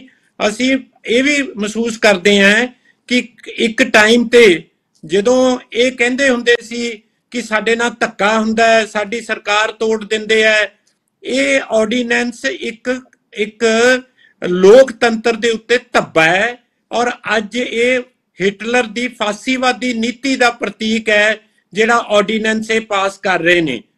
ਇਹ ਮੈਂ ਕੇਜਰੀਵਾਲ ਸਾਹਿਬ ਬਾਰੇ ਦੱਸਣਾ ਚਾਹੁੰਦਾ ਸੀ ਕਿ ਅਸੀਂ ਇੱਕ ਆਰਡੀਨੈਂਸ ਧੱਕੇ ਨਾਲ ਜਿਹੜਾ ਆਰਡੀਨੈਂਸ ਹੋ ਰਿਹਾ ਉਹਦੇ ਬਾਰੇ ਅਸੀਂ ਸਪੋਰਟ ਬਾਰੇ ਗੱਲ ਕਰ ਰਹੇ ਹਾਂ, ਚਰਚਾ ਕਰ ਰਹੇ ਹਾਂ। ਦੂਸਰੀ ਗੱਲ, ਜਿੱਥੋਂ ਤੱਕ ਭਾਜਪਾ ਨਾਲ ਅਕਾਲੀ ਦਲ ਦਾ ਇਹ ਕਹਿ ਰਹੇ ਨੇ ਕਿ ਅੱਜ ਤੱਕ ਅਕਾਲੀ ਦਲ ਨੇ ਕਦੇ ਨਹੀਂ ਕਿਹਾ ਕਿ ਜੀ ਸਾਡਾ ਭਾਜਪਾ ਨਾਲ ਗਠਬੰਧਨ ਹੋਣਾ ਹੈ। ਮੈਂ ਬੇਨਤੀ ਕਰਦਾ, ਜਿਵੇਂ ਬੀਬੀ ਅਮਨਜੋਤ ਕੌਰ ਰਾਮੂਵਾਲੀਆ ਜੀ ਨੇ ਕੈਟਾਗੋਰੀਕਲੀ ਇਹ ਗੱਲ ਕਹੀ ਹੈ ਕਿ ਸਾਡਾ ਅਕਾਲੀ ਦਲ ਨਾਲ ਅਲਾਇੰਸ ਨਹੀਂ ਹੋ ਰਿਹਾ, ਕੀ ਅਕਾਲੀ ਦਲ ਦੇ ਪ੍ਰਵਕਤਾ ਇਹ ਗੱਲ ਇੱਥੇ ਕਹਿਣਗੇ ਕਿ ਉਹਨਾਂ ਵਿੱਚ ਇੰਨੀ ਹੈ ਸੈਲਫ ਰਿਸਪੈਕਟ ਕਿ ਜੇ ਇੱਕ ਪਾਰਟੀ ਕਹਿ ਰਹੀ ਹੈ ਕਿ ਸਾਡਾ ਨਹੀਂ ਹੋਣਾ, ਕੀ ਅਕਾਲੀ ਦਲ ਦਾ ਪ੍ਰਵਕਤਾ ਇਹ ਗੱਲ ਕਹੂਗਾ ਕਿ ਸਾਡਾ ਵੀ ਨਹੀਂ, ਅਸੀਂ ਵੀ ਨਹੀਂ ਕਰਨਾ ਬੀਜੇਪੀ ਨਾਲ, ਸਾਡਾ ਵੀ ਕੋਈ ਅਲਾਇੰਸ ਨਹੀਂ ਹੋ ਰਿਹਾ? ਇਹ ਗੱਲ ਕਹਿਣਗੇ ਇੱਥੇ? ਚਲੋ ਪੁੱਛ ਲੈਂਦੇ ਆ। ਲੇਕਿਨ ਇੱਕ ਗੱਲ ਜਿਹੜੀ ਤੁਸੀਂ ਕਹੀ ਹੈ ਨਾ ਕਿ ਫੈਡਰਲਿਜ਼ਮ ਦੀ ਗੱਲ ਵੀ ਤਾਂ ਹੁੰਦੀ ਹੈ। ਜਦੋਂ ਇਹ ਇਕੱਠੇ ਹੋਏ ਸੀ ਪਟਨਾ ਦੇ ਵਿੱਚ, ਉਮਰ ਅਬਦੁੱਲਾ ਨੇ ਇਹੀ ਪੁੱਛਿਆ ਸੀ ਨੈਸ਼ਨਲ ਕਾਨਫਰੰਸ ਵਾਲੇ ਨੇ ਕਿ ਜਦੋਂ ਆਰਟੀਕਲ 370 ਤੇ ਤੁਹਾਡਾ ਸਟੈਂਡ ਕੀ ਸੀ। ਇਹ ਇਸ ਤਰ੍ਹਾਂ ਬੱਬੀ ਬਾਦਲ ਜੀ ਬਹੁਤ ਸਾਰੀਆਂ ਗੱਲਾਂ ਹੁੰਦੀਆਂ ਨੇ ਕਿ ਉਦੋਂ ਇਹੀ ਗੱਲ ਸੁਖਬੀਰ ਸਿੰਘ ਬਾਦਲ ਨੂੰ ਵੀ ਪੁੱਛੀ ਜਾਂਦੀ ਹੈ ਕਿ 370 ਤੇ ਕੀ ਕੀਤਾ ਸੀ ਤੁਸੀਂ। ਪਰ ਹਰਜੀਤ ਭੁੱਲਰ ਜੀ, ਇਹ ਜੋ ਬੱਬੀ ਬਾਦਲ ਜੀ ਨੇ ਕਿਹਾ। ਵਾਲੀਆ ਸਾਹਿਬ, ਮੈਨੂੰ ਲੱਗਦਾ ਹੈ ਕਿ ਜਿਹੜੀ ਪਿਛਲੀ ਮੈਂ ਗੱਲ ਦੱਸੀ ਸੀਗੀ ਬੱਬੀ ਬਾਦਲ ਸਾਹਿਬ ਨੇ ਸੁਣੀ ਨਹੀਂ ਧਿਆਨ ਨਾਲ। ਮੈਂ ਕਿਹਾ ਕਿ ਸਾਡੇ ਕਿਸੇ ਵੀ ਲੀਡਰ ਵੱਲੋਂ, ਸਰਦਾਰ ਸੁਖਬੀਰ ਬਾਦਲ ਵੱਲੋਂ ਕਿਸੇ ਨੇ ਵੀ ਇਹ ਕਿਹਾ ਹੋਵੇ ਕਿ ਸਾਡਾ ਕੋਈ ਅਲਾਇੰਸ ਜਿਹੜਾ ਹੈਗਾ ਬੀਜੇਪੀ ਨਾਲ ਹੋਣਾ ਹੈ ਜਾਂ ਅਸੀਂ ਕਰਨਾ ਹੈ, ਇਹ ਮੈਨੂੰ ਦੱਸ ਦੇਣ ਕਿੱਦਣ ਕਿਹਾ ਜੀ। ਸਿਰਫ ਆਪਣੀ ਗੱਲ ਨਾ ਰੱਖਣ। ਦੂਜਾ ਜਿਹੜੀ ਗੱਲ ਇਹਨਾਂ ਨੇ ਕਹੀ ਆਰਡੀਨੈਂਸ ਦੇ ਉੱਤੇ ਜੀ, ਲੋਕਤੰਤਰ ਦਾ ਘਾਣ ਹੋ ਰਿਹਾ, ਲੋਕਤੰਤਰ ਦਾ ਮਰਡਰ ਹੋ ਰਿਹਾ।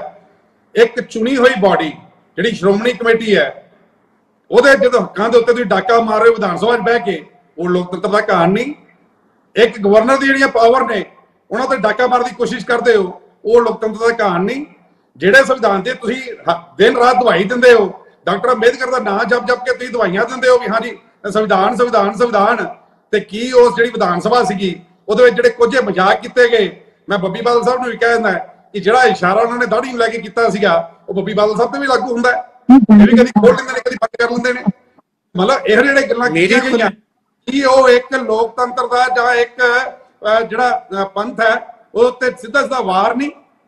ਤੁਹਾਡੇ ਮੁੱਖ ਮੰਤਰੀ ਵੱਲੋਂ ਜਿਹੜਾ ਉੱਥੇ ਕੀਤਾ ਗਿਆ ਉਸ ਦਿਨ ਦੀ ਜਿਹੜੀ ਕਾਰਵਾਈ ਸੀ ਕਿ ਉਹ ਸਿੱਧੇ ਤੌਰ ਦੇ ਉੱਤੇ ਲੋਕਤੰਤਰ ਦਾ ਘਾਣ ਨਹੀਂ ਕੀਤਾ ਗਿਆ, ਕਤਲ ਨਹੀਂ ਕੀਤਾ ਗਿਆ ਉਸ ਵਿਧਾਨ ਸਭਾ 'ਚ। ਤੁਸੀਂ ਕਿਸੇ ਨੂੰ ਬੋਲਣ ਦੀ ਆਗਿਆ ਨਹੀਂ, ਤੁਸੀਂ ਜੀ ਬੱਬੀ ਬਾਦਲ ਜੀ, ਹਾਂਜੀ ਬੱਬੀ ਬਾਦਲ, ਇੱਕ ਮਿੰਟ ਭੁੱਲਰ ਸਾਹਿਬ ਪੁੱਛ ਲਈ। ਹਾਂਜੀ ਬੱਬੀ ਬਾਦਲ, ਮੈਂ ਇਹਨਾਂ ਨੂੰ ਇੱਕ ਸਵਾਲ ਪੁੱਛਿਆ ਹੈ ਵੀ ਕੀ ਇਹ ਵੀ ਅਮਨਜੋਤ ਰਾਮੂਵਾਲੀਆ ਵਾਂਗੂ ਇੰਨੀ ਹਿੰਮਤ ਰੱਖਦੇ ਨੇ ਵੀ ਜਦੋਂ ਉਹਨਾਂ ਨੇ ਕਹਿਤਾ ਸਾਡਾ ਨਹੀਂ ਹੋ ਰਿਹਾ ਗਠਬੰਧਨ, ਸ਼੍ਰੋਮਣੀ ਅਕਾਲੀ ਦਲ ਦਾ ਭਾਰਤੀ ਜਨਤਾ ਪਾਰਟੀ ਨਾਲ ਕੋਈ ਅਲਾਇੰਸ ਨਹੀਂ ਹੋਣ ਜਾ ਰਿਹਾ। ਬੱਬੀ ਬਾਦਲ ਜੀ ਉਹ ਤਾਂ ਕਹਿ ਰਹੇ ਆ ਸਾਡਾ ਸ਼੍ਰੋਮਣੀ ਅਕਾਲੀ ਦਲ ਦਾ ਕੋਈ ਅਲਾਇੰਸ ਹੋਣ ਨਹੀਂ ਜਾ ਰਿਹਾ। ਤੀਜੀ ਵਾਰੀ ਰਿਪੀਟ ਕਰ ਦਿੰਦਾ, ਸਾਡਾ ਸ਼੍ਰੋਮਣੀ ਅਕਾਲੀ ਦਲ ਦਾ ਭਾਰਤੀ ਜਨਤਾ ਪਾਰਟੀ ਨਾਲ ਕੋਈ ਅਲਾਇੰਸ ਹੋਣ ਨਹੀਂ ਜਾ ਰਿਹਾ। ਹੁਣ ਇਸ ਤੋਂ ਬਾਅਦ ਮੈਨੂੰ ਲੱਗਦਾ ਤੁਹਾਨੂੰ ਚੰਗੀ ਤਰ੍ਹਾਂ ਸੁਣ ਗਿਆ ਹੋਣਾ। ਜੀ ਖਰਿਆਲ ਸਾਹਿਬ ਥੈਂਕ ਯੂ ਵਾਲੀਆ ਸਾਹਿਬ। ਵਾਲੀਆ ਸਾਹਿਬ, ਤੁਸੀਂ ਦੇਖੋ ਕਿ ਇਹਨਾਂ ਵੱਲੋਂ ਭਾਰਤੀ ਜਨਤਾ ਪਾਰਟੀ ਵੱਲੋਂ ਕਿਹਾ ਜਾਣਾ, ਕਹਿੰਦੇ ਵੀ ਅਸੀਂ ਅਲਾਇੰਸ ਕੋਈ ਨਹੀਂ ਕਰਾਂਗੇ। ਬੀਜੇਪੀ ਦੇ ਪ੍ਰਵਕਤਾ ਇਹ ਜਲਦੀ ਡਿਬੇਟ ਦੇ ਵਿੱਚ ਤੱਕ ਕਹਿਗੇ, ਲੇਕਿਨ ਫਿਰ ਰਾਜਨਾਥ ਸਿੰਘ ਜੀ ਨੇ ਇਹ ਇਸ਼ਾਰਾ ਕਿਉਂ ਕੀਤਾ? ਮਤਲਬ ਭਾਰਤੀ ਜਨਤਾ ਪਾਰਟੀ ਕਨਫਿਊਜ਼ਨ ਜਿਹੜੀ ਹੈਗੀ ਹੈ ਨਾ, ਕਨਫਿਊਜ਼ਨ ਖੁੱਲੇਆਮ ਸ਼ਰੇਆਮ ਝਲਕਾ ਰਹੀ ਹੈ। ਅੱਜ ਕੁਝ ਵੱਡੇ ਲੀਡਰਸ ਕੁਝ ਕਹਿ ਰਹੇ ਹੈ, ਸਪੋਕਸਪਰਸਨਸ ਕੁਝ ਹੋਰ ਕਹਿ ਰਹੇ, ਸਟੈਂਡ ਕਲੀਅਰ ਨਹੀਂ, ਸ਼ਾਇਦ ਜਨਤਾ ਨੂੰ ਗਮਰਾਹ ਕਰਨ ਦੀ ਕੋਸ਼ਿਸ਼ ਕਰ ਰਹੇ, ਤਾਂ ਕਰਕੇ ਸਟੈਂਡ ਸਪਸ਼ਟ ਦੱਸ ਨਹੀਂ ਪਾ ਰਹੇ ਹੈ। ਦੂਜੀ ਗੱਲ ਵਾਲੀਆ ਸਾਹਿਬ ਇਹ ਹੈ ਕਿ ਦੇਖੋ ਇਹਨਾਂ ਨੇ ਗੱਲ ਕੀਤੀ ਰਾਮੋਵਾਲੀਆ ਸਾਹਿਬ ਨਾਲ, ਇਹ ਕਹਿੰਦੇ ਜੀ ਸੈਟੇਲਾਈਟਸ ਆਈਆਂ ਸੀਗੀਆਂ, ਸੀਐਮ ਨੇ ਆਹ ਕਰਤਾ, ਉਦੋਂ ਸੀਐਮ ਨੇ ਆਹ ਕਰਤਾ ਕਾਂਗਰਸ ਦੇ। ਜੇ ਇੰਨੇ ਮਾੜੇ ਸੀਐਮ ਸੀਗੇ ਕਾਂਗਰਸ ਪਾਰਟੀ ਦੇ ਕੈਪਟਨ ਸਾਹਿਬ, ਫਿਰ ਆਪਦੀ ਪਾਰਟੀ ਦੇ ਵਿੱਚ ਸ਼ਾਮਿਲ ਕਿਉਂ ਕੀਤਾ ਜੀ ਉਹਨਾਂ ਨੂੰ? ਆ ਗਏ ਨਾ ਦੋਹਰੇ ਮਾਪਦੰਡ ਅੱਗੇ। ਤੀਜੀ ਗੱਲ ਦੇਖੋ ਵਾਲੀਆ ਸਾਹਿਬ, ਜਿਹੜੀ party zero tolerance for corruption ਕਹਿ ਕੇ ਬਾਅਦ ਚ ਦੂਜੇ ਲੀਡਰਾਂ ਨੂੰ ਆਪਦੀ ਪਾਰਟੀ ਦੇ ਵਿੱਚ ਸ਼ਾਮਿਲ ਕਰ ਸਕਦੀ ਹੈ ਜਿਨ੍ਹਾਂ ਤੇ ਕਰਪਸ਼ਨ ਕੇਸ ਹੋਣ, ਚਾਹੇ ਨਾਰਾਇਣ ਰਾਣੇ ਹੋਵੇ, ਮੁਕੁਲ ਰਾਏ ਹੋਵੇ, ਸੁਵੇਂਦੂ ਅਧਿਕਾਰੀ ਹੋਵੇ, ਤੇ ਇਹ ਨਾਲ ਹੀ ਯੂ ਟਰਨ ਮਾਰਨਾ ਕਿ ਅਸੀਂ ਅਲਾਇੰਸ ਨਹੀਂ ਕਰਾਂਗੇ ਤੋਂ ਬਾਅਦ ਅਲਾਇੰਸ ਕਰਨਾ ਕੋਈ ਬੜੀ ਵੱਡੀ ਗੱਲ ਨਹੀਂ ਹੋਊਗੀ। ਤੇ ਮੈਂ ਇੱਕ ਹੋਰ ਗੱਲ ਕਹੂੰਗਾ ਵਾਲੀਆ ਸਾਹਿਬ ਕਿ ਤੁਸੀਂ ਦੇਖੋ ਕਿ ਤੁਸੀਂ ਵਾਲੀਆ ਸਾਹਿਬ ਇੱਕ ਗੱਲ ਕਹੀ ਵੀ ਇਹ ਕੋਈ ਬਾਲੀ ਵੱਡੀ ਗੱਲ ਨਹੀਂ ਹੁੰਦੀ। ਜੇ ਬਿਆਨ ਪਹਿਲਾਂ ਦੇ ਵੀ ਦਿੱਤਾ ਵੀ ਨਹੀਂ ਅਲਾਇੰਸ ਕਰਾਂਗੇ ਤੇ ਹੁਣ ਕਰ ਲੈਣ, ਕੋਈ ਬਾਲਾ ਵੱਡਾ ਚੱਕਰ ਨਹੀਂ, ਪੋਲਿਟਿਕਸ ਐਂ ਚੱਲਦੀ ਹੈ। ਮੈਂ ਕਹਿੰਦਾ ਠੀਕ ਹੈ ਚਲਾਓ, ਲੇਕਿਨ ਜੇ ਤੁਹਾਨੂੰ ਦਿੱਕਤ ਹੁੰਦੀ ਹੈ ਆਪੋਜੀਸ਼ਨ ਪਾਰਟੀਜ਼ ਮੀਟ ਪਟਨਾ 'ਚ ਜਿਹੜੀ ਹੋਈ ਸ਼੍ਰੋਮਣੀ ਅਕਾਲੀ ਦਲ ਨੂੰ ਜਾਂ ਬੀਜੇਪੀ ਨੂੰ, ਤੇ ਤੁਸੀਂ ਲੈਕਚਰ ਦਿੰਦੇ ਹੋ ਵੀ ਤੁਹਾਡੇ ਨੈਤਿਕਤਾ ਕਿੱਥੇ ਹੈ, ਤੁਹਾਡੇ ਅਸੂਲ ਕਿੱਥੇ ਹੈ। ਫਿਰ ਉਹੀ ਨੈਤਿਕਤਾ ਤੇ ਉਹੀ ਅਸੂਲ ਆਪ ਤਾਂ ਦਿਖਾ ਲਓ, ਫਿਰ ਉਹੀ ਆਪਦੇ ਡਬਲ ਸਟੈਂਡਰਡ ਕਿਉਂ ਖੁੱਲ੍ਹੇਆਮ ਚਰੇਆਮ ਝਲਕਾਉਣੇ ਹੋ। ਅਗਲੀ ਚੀਜ਼ ਤੁਸੀਂ ਦੇਖੋ ਆਮ ਆਦਮੀ ਪਾਰਟੀ ਦੀ। ਆਮ ਆਦਮੀ ਪਾਰਟੀ ਨੂੰ ਵਾਲੀਆ ਸਾਹਿਬ ਜੇ ਕਾਂਗਰਸ ਪਾਰਟੀ ਦੇ ਦਰਵਾਜ਼ੇ ਤੇ ਵਾਰ-ਵਾਰ ਆ ਕੇ ਸਮਰਥਨ ਮੰਗਣਾ ਪੈ ਰਿਹਾ ਹੈ, ਇੱਥੋਂ ਇੱਕ ਚੀਜ਼ ਕਲੀਅਰ ਹੋ ਜਾਂਦੀ ਹੈ ਕਿ Congress party position of power ਤੇ ਬੈਠੀ ਹੈ।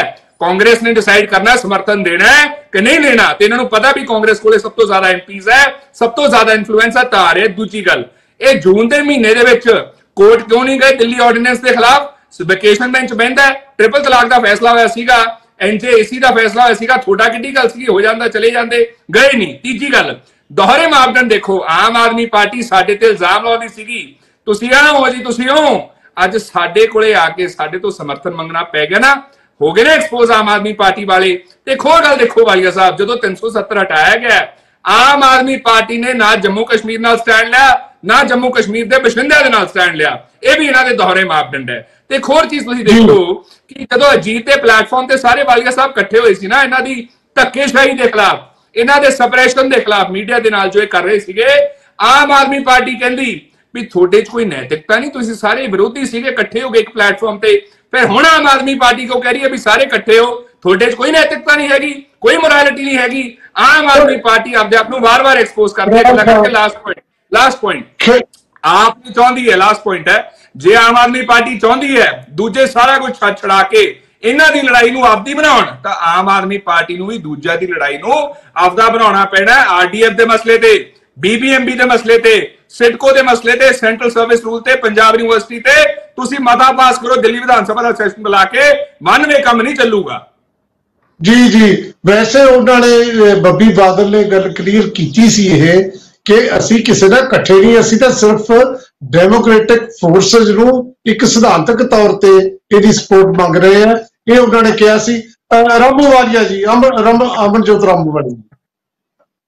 ਪਹਿਲਾਂ ਮੈਂ ਕਾਂਗਰਸ ਦੇ ਪ੍ਰਵਕਤਾ ਦੀ ਜਰਾ ਜਨਰਲ ਨੌਲੇਜ ਵਧਾ ਦਾਂ ਕਿ ਕੈਪਟਨ ਵਿਲਸਨ ਸੀਐਮ, ਇਹ 5 ਜਨਵਰੀ 2022 ਦੀ ਗੱਲ ਹੈ, ਔਰ ਚਰਨਜੀਤ ਚੰਨੀ ਸਨ। ਜਦੋਂ ਫਿਰੋਜ਼ਪੁਰ ਪ੍ਰਧਾਨ ਮੰਤਰੀ ਜੀ ਨੇ ਆਉਣਾ ਸੀ, ਬਾਰਿਸ਼ ਦਾ ਦਿਨ ਸੀ, ਨਾ ਉਹ ਖੁਦ ਪਹੁੰਚੇ ਔਰ ਨਾ ਕਿਸੇ ਨੂੰ ਜਾਣ ਦਿੱਤਾ, ਔਰ 5098 ਕਰੋੜ ਦਾ ਪ੍ਰੋਜੈਕਟ ਵਾਪਸ ਮੋੜਤਾ ਪੰਜਾਬ ਲਈ। ਇਹ ਦੇਣਾ। ਦੂਜੀ ਗੱਲ ਮੈਂ ਪੁੱਛਣਾ ਚਾਹੁੰਦੀ ਹਾਂ ਕਿ ਜਦੋਂ ਇਹਨਾਂ ਨੇ ਮੀਟਿੰਗਾਂ ਰੱਖੀਆਂ, ਕੋਈ ਸਬੂਤ ਹੈ ਵੀ ਇੱਕ ਮਿੰਟ ਇਹਦਾ ਸਬੂਤ ਹੈ ਵੀ ਤੁਸੀਂ 5000 ਕਿਹਾ ਸੀ, 44000 ਕਰੋੜ ਰੁਪਏ ਦਾ ਪੈਕੇਜ ਦਾ ਵਾਅਦਾ ਕੀਤਾ ਸੀਗਾ ਤੁਹਾਡੀ ਸਰਕਾਰ ਨੇ, 44000 ਕਰੋੜ ਰੁਪਏ ਦਾ ਤੁਹਾਡੀ ਸਰਕਾਰ ਨੇ ਦਿੱਤੇ। ਕੋਈ ਗੱਲ ਨਹੀਂ, 44000 ਕਰੋੜ ਕਰ, ਮੈਂ ਥੋੜਾ ਜਿਹਾ ਗਲਤੀ ਬੋਲ ਗਈ, ਕੋਈ ਗੱਲ। ਪਰ ਮੈਂ ਤੁਹਾਡੇ ਵਾਂਗੂ ਇੰਨਾ ਝੂਠ ਨਹੀਂ ਬੋਲਦੀ ਕਿ ਕੈਪਟਨ ਸਾਹਿਬ ਨੂੰ ਸੀਐਮ ਬਣਾ ਦਿਓ ਜੀ। ਇਹ ਝੂਠ ਹੀ ਹੈ। ਤੁਸੀਂ ਕੈਪਟਨ ਸਾਹਿਬ ਤੇ ਕਦੇ ਇਲਜ਼ਾਮ ਨਹੀਂ ਲਾਇਆ। ਤੁਹਾਡੀ ਪਾਰਟੀ ਨੇ ਜਿਹੜੇ ਲੀਡਰ ਸ਼ਾਮਿਲ ਕੀਤੇ ਉਹਨਾਂ ਦੇ ਇਲਜ਼ਾਮ ਨਹੀਂ ਲਾਏ। ਚਲੇ ਜਾਂਦੇ ਨਾ ਫਿਰ ਦੋਹਰੇ ਮਾਪਦੰਡ ਤੇ ਪ੍ਰਿੰਸੀਪਲ ਸਾਰੇ। ਲਾਟ ਸੋ ਮੈਂ ਕਹਿੰਦੀ ਮੈਨੂੰ ਮੇਰਾ ਟਾਈਮ ਨਾ ਖਰਾਬ ਕਰੋ। ਦੂਜੀ ਗੱਲ ਇਹ ਆ ਕਿ ਜਦੋਂ ਇਹਨਾਂ ਨੇ ਪਟਨਾ ਵਿੱਚ ਮੀਟਿੰਗ ਰੱਖੀ ਆ ਤੇ ਉਦੋਂ ਮੇਰੇ ਦੱਸ ਦੇਵੇ ਕਾਂਗਰਸ ਵਾਲੇ ਤੇ ਆਮ ਆਦਮੀ ਪਾਰਟੀ ਵਾਲੇ ਹੱਥ ਕੱਢ ਲੜ ਰਹੇ ਸਾਡੇ ਮੂਹਰੇ। ਇਹ ਕੀ ਵੱਡਿਆਂ ਦੀ ਗੱਲ ਨਹੀਂ ਮੰਨਣਗੇ, ਇਹ ਅਲਾਇੰਸ ਨਹੀਂ ਕਰਨਗੇ। ਪੰਜਾਬ ਚ ਅਲਾਇੰਸ ਕਰਨਾ ਪੈਣਾ ਇਹਨਾਂ ਨੂੰ। ਦੂਜਿਆਂ ਤੇ ਇੰਨਾ ਬੋਲਣਾ ਤੇ ਇੰਨਾ ਦੁਸ਼ਮਣਬਾਜ਼ੀ ਕਰਨ ਦੀ ਬਜਾਏ ਆਪਦੀ ਪੀੜੀ ਥੱਲੇ ਸੋਟਾ ਮਾਰ ਲਓ ਕਿ ਅਸੀਂ ਤਾਂ ਖੁਦ ਅਲਾਇੰਸ ਕਰ ਰਹੇ ਹਾਂ, ਹੱਥ 'ਚ ਖੜ ਕੇ ਫੁੱਲ ਲੈ ਕੇ ਖੜੇ ਹਾਂ ਕਿ ਆਓ ਜੀ ਅਲਾਇੰਸ ਕਰੋ। ਔਰ ਤੀਜੀ ਗੱਲ ਇੱਕ ਇਹ ਸੀਗੀ ਕਿ ਜਿਵੇਂ ਆਮ ਆਦਮੀ ਪਾਰਟੀ ਦੇ ਪ੍ਰਵਕਤਾ ਨੇ ਕਿਹਾ, ਬੱਬੀ ਬਾਦਲ ਜੀ ਨੇ, ਕਿ ਆਰਡੀਨੈਂਸ ਜਿਹੜਾ ਹੈਗਾ ਉਹ ਸੁਪਰੀਮ ਕੋਰਟ ਦੇ ਆਰਡਰ ਆ। ਤੁਸੀਂ ਸੁਪਰੀਮ ਕੋਰਟ ਦੇ ਆਰਡਰ ਨੂੰ ਮੰਨਣਾ ਪੈਣਾ। ਬਾਰ-ਬਾਰ ਤੁਸੀਂ ਇਹ ਨਹੀਂ ਕਹਿ ਸਕਦੇ, ਦੋ ਗੱਲਾਂ ਦੀਆਂ ਚਾਲਾਂ ਨਹੀਂ ਚੱਲ ਸਕਦੇ। ਮੈਨੂੰ ਇੱਕ ਗੱਲ ਦੱਸ ਦਿਓ ਕਿ ਤੁਸੀਂ ਕਾਂਗਰਸ ਨਾਲ ਅਲਾਇੰਸ ਕਰਨ ਲੱਗੇ ਹੋ, ਜਿੰਨੇ ਵਿਜੀਲੈਂਸ ਦੇ ਕੇਸਿਸ ਆ ਉਹ ਕੰਟੀਨਿਊ ਰੱਖੋਗੇ ਕਿ ਖਤਮ ਕਰੋਗੇ ਅਲਾਇੰਸ? ਇਹਦਾ ਮਤਲਬ ਕਿ ਤੁਸੀਂ ਖਤਮ ਕਰੋਗੇ। ਦੇਖ ਰਾਮੂ ਵਾਲੀਆ ਜੀ, ਇਹ ਬਿਲਕੁਲ ਮਸਲਾ ਡਿਫਰੈਂਟ ਹੋ ਗਿਆ ਕੇਸ। ਇਹ ਤਾਂ ਕਾਂਗਰਸ ਚਾਹੁੰਦੀ ਹੈ ਕਿ ਇੱਕ ਪਾਸੇ ਸਾਡੇ ਪੰਜਾਬ 'ਚ ਇੱਕ ਨਵਾਂ ਕੇਸ ਖੁੱਲ ਗਿਆ, ਹੁਣ ਤ੍ਰਿਪਤ ਰਜਿੰਦਰ ਬਾਜਵਾ ਤੇ ਵੀ ਵਿਜੀਲੈਂਸ ਸ਼ੁਰੂ ਹੋ ਗਈ। ਇਹ ਹੋਰ ਚੀਜ਼ ਹੈ। ਲੇਕਿਨ ਇੱਕ ਗੱਲ ਜਿਹੜੀ ਤੁਸੀਂ ਚੰਨੀ ਸਾਹਿਬ ਬਾਰੇ ਕਹੀ ਹੈ ਉਹ ਵੀ ਕਮਾਲ ਹੈ। ਉਸ ਦਿਨ ਚੰਨੀ ਸਾਹਿਬ ਕਹਿੰਦੇ ਮੈਨੂੰ ਕੋਵਿਡ ਹੋ ਗਿਆ ਤੇ ਨਾਲੇ ਸ਼ਾਮ ਨੂੰ ਪ੍ਰੈਸ ਕਾਨਫਰੰਸ ਕਰਤੀ। ਜਦੋਂ ਜਾ ਕੇ ਉਹਨਾਂ ਨੇ ਬਠਿੰਡੇ ਕਿਹਾ ਸੀ ਨਾ कि जी आपने सीएम को बता देना आप जा रहे मोदी साहब।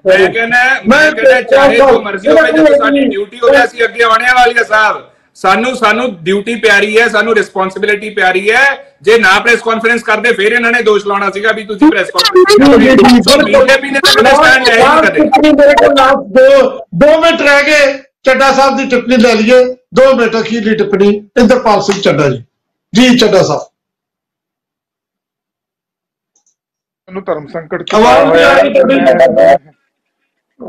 हेलो आली जी आवाज हाँ जी हाँ करो बात जी। वाले साहब तुसी मैनू धर्म संकट च पाया है। मैं राजनीतिक लोगों की टिप्पणियां ते कोई मैं टिप्पणी नहीं करनी चाहता, पर मैं एक गल जरूर कहना कि जिस तरीके दे नाल ਕਿ ਸਾਡੀ ਰਾਜਨੀਤਿਕ ਦੀ ਨੈਤਿਕਤਾ ਦੇ ਵਿੱਚ ਜਿਸ ਤਰੀਕੇ ਦੇ ਨਾਲ ਇੱਕ ਵੈਕਿਊਮ ਕ੍ਰੀਏਟ ਹੋਇਆ ਹੈ, ਇੱਕ ਨਿਗਾਰ ਆਇਆ ਹੋਇਆ ਹੈ। ਮੈਂ ਸਮਝਦਾ ਵੀ ਉਹ ਹੁਣ ਲੋਕ ਉਹ ਪੁਰਾਣੇ ਲੀਡਰਾਂ ਨੂੰ ਯਾਦ ਕਰ ਰਹੇ ਆ ਕਿ ਜਦੋਂ ਤੁਸੀਂ ਪਾਰਲੀਮੈਂਟ ਦੀਆਂ ਬਹਿਸਾਂ ਸੁਣਦੇ ਸੀ, ਅੱਜ ਵੀ ਉਹ ਸਪੀਚਾਂ ਕੱਢ ਕੇ ਅਟਲ ਬਿਹਾਰੀ ਵਾਜਪਾਈ ਦੀਆਂ ਜਾਂ ਸਾਹਿਬ ਪ੍ਰਕਾਸ਼ ਸਿੰਘ ਬਾਦਲ ਦੀਆਂ ਜਾਂ ਹੋਰ ਵੱਡੇ ਜਿਹੜੇ ਲੀਡਰ ਸੀਗੇ ਉਹਨਾਂ ਦੀਆਂ ਸਪੀਚਾਂ ਜਦੋਂ ਅਸੀਂ ਸੁਣਦੇ ਆ ਤੇ ਉਹ ਰਾਜਨੀਤੀ ਦਾ ਕਿਹੜਾ ਮਿਆਰ ਸੀਗਾ, ਉਹ ਕਿਹੜਾ ਸਟੈਂਡਰਡ ਸੀ, ਕਿਸ ਉੱਚ ਮਿਆਰ ਦੀਆਂ ਉਹ ਗੱਲਾਂ ਕਰਦੇ ਸੀ, ਆਪੋਜੀਸ਼ਨ ਨੂੰ ਕਿਵੇਂ ਉਹ ਆਪਣੇ ਨਾਲ ਲੈ ਕੇ ਚੱਲਦੇ ਸੀ ਜਾਂ ਕਿਵੇਂ ਆਪੋਜੀਸ਼ਨ ਦਾ ਮਾਣ ਤਾਣ ਕਰਦੇ ਸੀ। ਮੈਂ ਸਮਝਦਾ ਵੀ ਉਹ ਜਿਹੜੀਆਂ ਨੈਤਿਕ ਕਦਰਾਂ ਕੀਮਤਾਂ ਰਾਜਨੀਤੀ ਦੀਆਂ ਉਹ ਪੰਜਾਬ ਦੇ ਵਿੱਚ ਤਾਂ ਘੱਟ ਤੋਂ ਘੱਟ ਗਾਇਬ ਨਾ ਹੋਣ। ਕਿ ਪੰਜਾਬ ਦਾ ਪ੍ਰੋਫੈਸਰ ਪੂਰਨ ਸਿੰਘ ਨੇ ਕਿਹਾ ਸੀਗਾ ਕਿ ਪੰਜਾਬ ਵਸਦਾ ਗੁਰਾਂ ਦੇ ਨਾਂ ਤੇ, ਇਹ ਤਾਂ ਗੁਰਾਂ ਦੇ ਨਾਂ ਤੇ ਵਸਣ ਵਾਲਾ। ਇੱਥੇ ਤਾਂ ਜਿਹੜਾ ਭਗਤ ਰਵਿਦਾਸ ਜੀ ਨੇ ਜਿਹੜਾ ਬੇਗਮਪੁਰਾ ਸ਼ਹਿਰ ਕੋ ਨਾਉ ਦਾ ਕਹਿ ਕੇ ਇੱਕ ਵਧੀਆ ਰਾਜ ਦਾ ਸੰਕਲਪ ਦਿੱਤਾ ਸੀ, ਜਿੱਥੇ ਗੁਰੂ ਸਾਹਿਬ ਨੇ ਹਲੀਮੀ ਰਾਜ ਦੀ ਗੱਲ ਕੀਤੀ ਸੀ, ਉੱਥੇ ਤਾਂ ਘੱਟ ਤੋਂ ਘੱਟ ਅਸੀਂ ਨੈਤਿਕ ਕਦਰਾਂ ਕੀਮਤਾਂ ਨਾ ਗਵਾਈਏ। ਜੇ ਰਾਜਸੀ ਵਿਰੋਧਤਾ ਹੋਣੀ, ਰਾਜਸੀ ਉਹ ਮੁੱਦਿਆਂ ਤੇ ਹੋਣੀ ਚਾਹੀਦੀ ਹੈ, ਨਿੱਜ ਤੇ ਨਹੀਂ ਹੋਣੀ ਚਾਹੀਦੀ। ਪੰਜਾਬ ਦੇ ਬਹੁਤ ਵੱਡੇ ਮੁੱਦੇ ਆ, ਪੰਜਾਬ ਦੀ ਖੇਤੀਬਾੜੀ ਦਾ ਹੈ, ਪੰਜਾਬ ਦੇ ਜਿਹੜਾ ਬ੍ਰੇਨ ਡਰੇਨ ਹੋ ਰਿਹਾ, ਬਹੁਤ ਵੱਡੇ ਪੱਧਰ ਤੇ ਪਲਾਇਨ ਹੋ ਰਿਹਾ, ਪੰਜਾਬ ਦੇ ਵਿੱਚ ਬੇਰੁਜ਼ਗਾਰੀ ਦੀ ਸਮੱਸਿਆ ਹੈ, ਪੰਜਾਬ ਦੇ ਨੌਜਵਾਨਾਂ ਨੂੰ ਭਵਿੱਖ ਨਹੀਂ ਕੋਈ ਦਿਖ ਰਿਹਾ, ਪੰਜਾਬ ਦੀ ਜਿਹੜੀਆਂ ਨਸ਼ੇ ਦੀ ਸਭ ਤੋਂ ਵੱਡੀ ਜਿਹੜੀ ਤਰਾਸਦੀ ਹੈ, ਪੰਜਾਬ ਦਾ ਜਿਹੜਾ ਇੱਕ ਕਲਚਰ, ਪੰਜਾਬ ਦਾ ਜਿਹੜਾ ਇੱਕ ਡੈਮੋਗ੍ਰਾਫਿਕ ਜਿਹੜੀ ਆ ਉਹ ਵਿਗਾੜਿਆ ਜਾ ਰਿਹਾ ਹੈ। ਮੈਂ ਕਹਿੰਦਾ ਉਹਦੇ ਤੇ ਸਾਰੀਆਂ ਰਾਜਸੀ ਪਾਰਟੀਆਂ ਨੂੰ ਇਕੱਠੇ ਹੋ ਕੇ ਕੋਈ ਇਹਨਾਂ ਮੁੱਦਿਆਂ ਤੇ ਗੱਲ ਕਰਨੀ ਚਾਹੀਦੀ ਹੈ। ਅਸੀਂ ਵੈਸੇ ਤੁਹਾਨੂੰ ਦਸੀਏ ਇਹ ਗੱਲਾਂ ਅਸੀਂ ਕਰਦੇ ਰਹਿਣੇ ਆ, ਪਰ ਮੈਂ ਤੁਹਾਨੂੰ ਧਾਰਮਿਕ ਸੰਕਟ ਚ ਨਹੀਂ ਪਾਉਂਦਾ, ਮੈਂ ਹੀ ਟਿੱਪਣੀ ਕਰ ਦਿੰਦਾ ਜਿਹੜੀ ਮੈਂ ਚਾਹੁੰਦਾ ਸੀ। ਅਸਲ ਦੇ ਵਿੱਚ ਗੱਲ ਇਹ ਹੈ ਕਿ ਰਾਜਨਾਥ ਸਿੰਘ ਹੋਰਾਂ ਨੇ ਇੱਕ ਮਾਹੌਲ ਬਣਾਤਾ, ਖਾਸ ਤੌਰ ਤੇ ਜਦੋਂ ਉਹਨਾਂ ਨੇ ਇਹ ਗੱਲ ਕਹੀ ਕਿ ਗੱਠਜੋੜ ਹੀ ਛੱਡਿਆ, ਰਿਸ਼ਤੇ ਤਾਂ ਨਹੀਂ ਟੁੱਟੇ। ਇਹ ਗੱਲ ਨੇ ਸੰਕੇਤ ਦਿੱਤਾ। ਦੂਜਾ ਸੰਕੇਤ ਜਿਵੇਂ ਸ਼ੁਰੂ ਚ ਕਿਹਾ ਸੀ, ਇਹ ਦਿੱਤਾ ਗਿਆ ਜਦੋਂ ਉਹ ਵਿਰੋਧੀ ਧਿਰਾਂ ਦੀ ਮੀਟਿੰਗ ਚ ਸ਼ਾਮਲ ਨਹੀਂ ਹੋਏ, ਨਿਤੀਸ਼ ਕੁਮਾਰ ਦੇ ਸੱਦੇ ਤੇ ਪਟਨਾ ਨਹੀਂ ਗਏ। ਇਹ ਦੋ ਤਿੰਨ ਗੱਲਾਂ ਤੋਂ ਇਲਾਵਾ ਭਾਰਤੀ ਜਨਤਾ ਪਾਰਟੀ ਜਿਸ ਤਰੀਕੇ ਨਾਲ ਹੁਣ ਜ਼ੋਰ ਲਾ ਰਹੀ ਹੈ ਅਗਲੀ ਇਲੈਕਸ਼ਨ ਲਈ, ਉਹਨਾਂ ਨੂੰ ਤਾਂ ਲੋੜ ਹੈ ਪੰਜਾਬ ਚ ਇੱਕ ਇਸ ਤਰ੍ਹਾਂ ਦੇ ਪਾਰਟੀ, ਉਹਨਾਂ ਨੂੰ ਵੀ ਪਤਾ ਪਿੰਡਾਂ ਚ ਅਸੀਂ ਕਿਵੇਂ ਬਣਨਾ। ਇਹ ਸਾਰੀਆਂ ਗੱਲਾਂ ਚ ਲੱਗਦਾ ਹੈ ਕਿ ਕੋਈ ਪੋਜ਼ਿਟਿਵ ਇਹਨਾਂ ਦੇ ਐਂਗਲ ਤੋਂ ਕੋਈ ਇਸ ਤਰ੍ਹਾਂ ਦੀ ਜਿਹੜੀ ਸਾਡੀ ਇਹ ਕਿਆਸ ਰਾਈ ਹੈ ਕਿ ਜਲਦੀ ਹੀ, ਬਸ ਫਰਕ ਇੰਨਾ ਹੀ ਹੈ ਕਿ ਇਲੈਕਸ਼ਨ ਤੋਂ ਪਹਿਲਾਂ ਜਾਂ ਇਲੈਕਸ਼ਨ ਤੋਂ ਫਰਕ ਇੰਨਾ ਹੀ ਹੈ ਕਿ ਉਦੋਂ ਪਹਿਲਾਂ ਵਾਂਗ ਕੋਈ ਜਿਹੜੀ ਹੈ ਮਿਨਿਸਟਰਸ਼ਿਪ ਲੈਣੀ ਹੈ ਕਿ ਨਹੀਂ ਲੈਣੀ, ਇਹ ਗੱਲਾਂ ਤੱਕ ਤਾਂ ਫਰਕ ਹੋ ਸਕਦਾ ਹੈ। ਅਦਰਵਾਈਜ਼ ਮੇਰੇ ਆਪਣਾ ਖਿਆਲ ਹੈ, ਚਾਹੇ ਰਾਮੂਵਾਲੀਆ ਜੀ ਕਹਿ ਰਹੇ ਨੇ, ਚਾਹੇ ਭੁੱਲਰ ਸਾਹਿਬ ਕਹਿ ਰਹੇ ਨੇ ਇੱਥੇ ਕਿ ਅਸੀਂ ਨਹੀਂ ਕਰਾਂਗੇ, ਇਹ ਗੱਲ ਦਾ ਮੈਂ ਤੁਹਾਨੂੰ ਤਰਕ ਪਹਿਲੇ ਦੇ ਚੁੱਕਿਆ ਕਿ ਇਸੇ ਤਰ੍ਹਾਂ ਦੀਆਂ ਗੱਲਾਂ ਉਦੋਂ ਚੱਲਦੀਆਂ ਸੀ ਜਦੋਂ ਖੇਤੀ ਕਾਨੂੰਨਾਂ ਦੇ ਮਾਮਲੇ 'ਚ ਸਮੇਤ ਖੇਤੀ ਮੰਤਰੀ ਕਹਿੰਦੇ ਸੀ ਅਸੀਂ ਕਦੇ ਨਹੀਂ ਵਾਪਸ ਲਵਾਂਗੇ। ਹਰ ਰੋਜ਼ ਹਰਜੀਤ ਗਰੇਵਾਲ ਇੱਥੇ ਕਹਿੰਦੇ ਸੀ, ਕਿਸੇ ਨੇ ਕੋਈ ਗੱਲ ਸੁਣੀ ਉਹਨਾਂ ਦੀ? ਉਦੋਂ ਬਾਅਦ ਪੁੱਛਿਆ, ਤੁਸੀਂ ਤਾਂ ਇਹ ਕਹਿੰਦੇ ਸੀ, ਅਸੀਂ ਹਰਦੀਪ ਪੁਰੀ ਨੂੰ ਕਿਸੇ ਨੇ ਪੁੱਛਣਾ। ਇਸ ਤਰ੍ਹਾਂ ਦੀਆਂ ਗੱਲਾਂ ਹੋਈਆਂ ਨੇ। ਮੈਂ ਪ੍ਰੋਗਰਾਮ 'ਚ ਥੋੜਾ ਧੰਨਵਾਦ ਕਰਨਾ, ਲੇਕਿਨ ਖੜਿਆਲ ਸਾਹਿਬ ਕੁਛ ਦਿਖਾ ਰਹੇ ਨੇ, ਉਹ ਦੇਖ ਲਈਏ ਕੀ ਦਿਖਾ ਰਹੇ ਨੇ। ਹਾਂਜੀ ਖੜਿਆਲ ਸਾਹਿਬ, ਤੁਸੀਂ ਵਾਲੀਆ ਸਾਹਿਬ ਇੱਕ ਗੱਲ ਕਹੀ ਵੀ ਸ਼੍ਰੋਮਣੀ ਅਕਾਲੀ ਦਲ ਨੂੰ ਨਿਯੋਤਾ ਦਿੱਤਾ ਗਿਆ ਸੀ, ਉਹ ਆਏ ਨਹੀਂ। ਇੱਥੇ ਸ਼੍ਰੋਮਣੀ ਅਕਾਲੀ ਦਲ ਦੇ ਲੀਡਰਸ ਕਹਿ ਰਹੇ ਆ ਕਿ ਸਾਨੂੰ ਕਦੇ ਨਿਯੋਤਾ ਨਹੀਂ ਦਿੱਤਾ ਗਿਆ, ਸਾਨੂੰ ਬੁਲਾਇਆ ਹੀ ਨਹੀਂ ਗਿਆ। ਸੋ ਹੁਣ ਦੱਸੋ ਤੁਸੀਂ ਠੀਕ ਹੋ ਕਿ ਸ਼੍ਰੋਮਣੀ ਅਕਾਲੀ ਦਲ ਦੇ ਲੀਡਰ ਠੀਕ ਹੈ? ਜਿਹੜੀ ਗੱਲ, ਜਿਹੜਾ ਮੇਰਾ ਸੋਰਸ ਹੈ, ਜੇ ਤਾਂ ਮੈਨੂੰ ਪਤਾ ਹੁੰਦਾ ਇੰਨੀ ਗੱਲ 'ਚ ਮੈਂ ਵੀ ਐਂ ਦਿਖਾ ਦਿੰਦਾ ਵੀ ਆਹ ਪਿਆ ਸੋਰਸ ਜਿੱਥੇ ਉਹਨਾਂ ਨੂੰ ਸੱਦਾ ਦਿੱਤਾ ਸੀ। ਹਾਂਜੀ ਭੁੱਲਰ ਸਾਹਿਬ, ਦੋ ਤਿੰਨ ਵਾਰੀ ਇਹ ਗੱਲ ਆਈ ਹੈਗੀ ਵੀ ਨਿਤੀਸ਼ ਜੀ ਨੇ ਸੱਦਾ ਦਿੱਤਾ ਔਰ ਅਸੀਂ ਨਹੀਂ ਗਏ। ਬਿਲਕੁਲ ਇਹ ਗੱਲ ਠੀਕ ਹੈ। ਅਸੀਂ ਇਸ ਕਰਕੇ ਨਹੀਂ ਗਏ ਵੀ ਅਸੀਂ ਉਹ ਸਿੱਖਾਂ ਦੀ ਕਾਤਲ ਪਾਰਟੀ ਜਿਹੜੀ ਸਟੇਜ ਤੇ ਬੈਠੀ ਹੋਊਗੀ ਉੱਥੇ ਜਾ ਕੇ ਸਮਝੌਤਾ ਨਹੀਂ ਕਰ ਸਕਦੇ। ਜੇ ਉਹ ਕਾਂਗਰਸ ਮਾਈਨਸ ਕਰਕੇ ਸਾਡੀ ਸ਼ਰਤ ਹੈ